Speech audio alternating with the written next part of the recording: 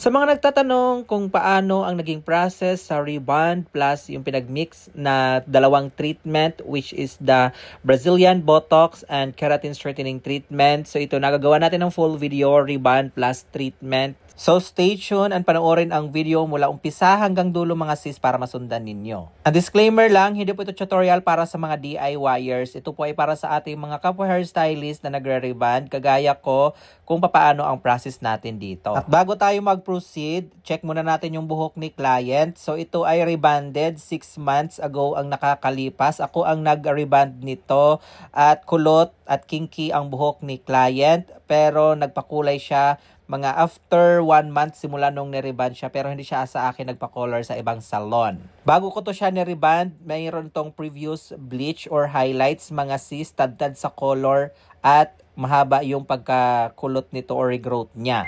Alright mga sis, after ma-prepare ang buhok ni client, inumpisahan ko na siya dito applyan ng rebonding cream 1 at inapplyan ko lang yung mga black parts niya na bagong tubo. And after natin ma-applyan ang mga new growth hair niya ng rebonding cream 1, binabad at prinasis lang ito natin mga sis hanggang sa malapit na siya mag-develop.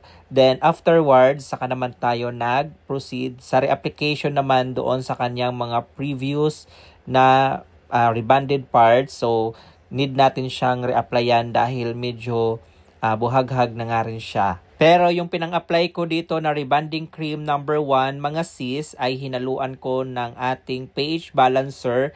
At the same time, bago ko in-applyan ng rebonding cream 1, yung parts na merong bleach, ay inisprehan ko naman siya ng water na may halo namang pH balancer. And take note mga sis, dahil hindi nga puro parehas ang status ng buhok ng ating client na nire-rebond, so maaaring magkaiba yung ating client na mahawakan. So i-process nyo lang yung rebonding cream number 1 sa naaayon sa buhok ng inyong client na inyong ginagawa. After ko ma-applyan yung rebonded parts niya at yung merong bleach part mga sis, binabad ko lang ito for a certain time, saka ko naman siya pinabanlawan at pinablow dry. So ito na yung result ng buhok ni client after ma-process ang rebonding cream number 1. And after that, nag-proceed naman ako sa hair ironing process at ito naman yung naging result ng buhok ni client. So after nito ma-plancha ay nag-apply naman ako ng ating neutralizing cream dito mga sis. Prinasis lang itong neutralizing cream mga sis for a certain time ulit. Then saka naman natin siya pinabanlawan. After mabanlawan ang ating neutralizing cream, nag-proceed naman tayo sa pag-a-apply ng ating treatment. At ito na nga yung pinaka-highlights nitong video na to mga sis kung paano ko daw ginagawa or yung mini-mix yung dalawang treatment. Bale, itong Kerafire Brazilian Botox ay pinagmimix ko ng ating keratin straightening treatment. 1:1 po yung kanilang ratio pero wala na akong timbangan dyan.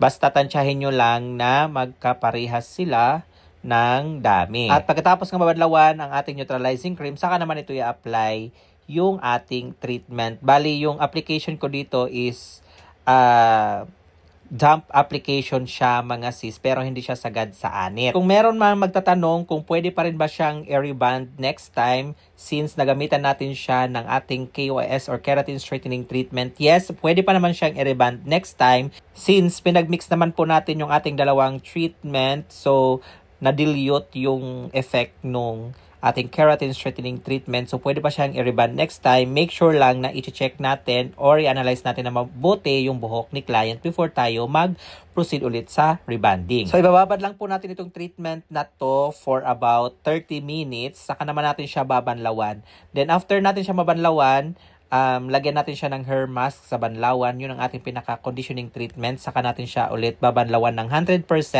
Then, magpo-proceed sa blow drying and final touch or final ironing. At ito na nga yung naging result nito mga sis. So talagang plakadong-plakado yung buhok ni client. Soft, shiny, and straight talaga. Talagang hands up ako dito or hands down ba tawag dun sa treatment na to na ginamit natin dito sa ating hair rebond. At syempre, hindi matatapos ang video ito kung walang after wash result and client's feedback.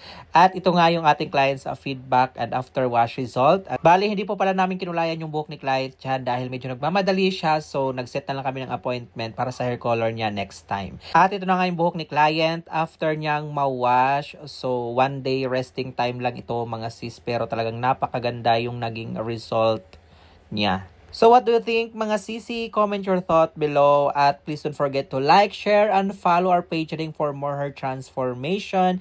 And this is Shading saying have a great hair day always mga sisi love until our next video. Bye!